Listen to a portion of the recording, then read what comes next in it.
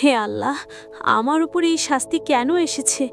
আমি প্রতিটি নামাজ আদায় করেছি, সব ইবাদত করেছি। একজন মহিলা ছিলেন। তিনি 5 ওয়াক্ত নামাজ পড়তেন, রোজা রাখতেন এবং তসবিহ পাঠ ও নামাজে লিপ্ত থাকতেন।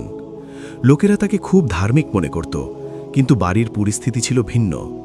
তার স্বামী সন্ধ্যায় তার দৈনন্দিন পরিশ্রম থেকে ক্লান্ত হয়ে বাড়ি ফিরতেন। তিনি বলতেন, দয়া করে আমার পা মালিশ করুন অথবা আমাকে কিছু খেতে দিন। মহিলাটি উত্তর দিতেন, যাও, নিজেই নিয়ে এসো। তিনি তার পা মালিশ করতেন না বা তার খাবারের যত্ন নিতেন না। তার স্বামী নীরবে সব কিছু সহ্য করতেন। একদিন হঠাৎ মহিলাটি মারা যান। জানাজার নামাজ পড়া শুরু হয়।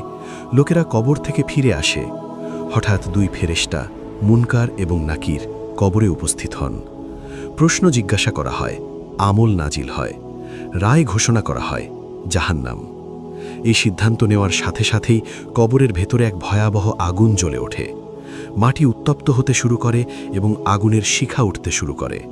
মহিলাটি আগুনে কাঁদতে কাঁদতে বলল, হে আল্লাহ, আমি প্রতিটি নামাজ আদায় করেছি, তাহলে আমার উপর এই যন্ত্রণাদায়ক শাস্তি কেন?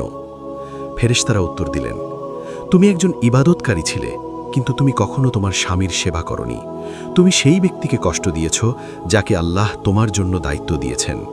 এই অবাধ্যতার কারণে আজ তুমি এই ভয়াবহ শাস্তির সম্মুখীন হচ্ছ।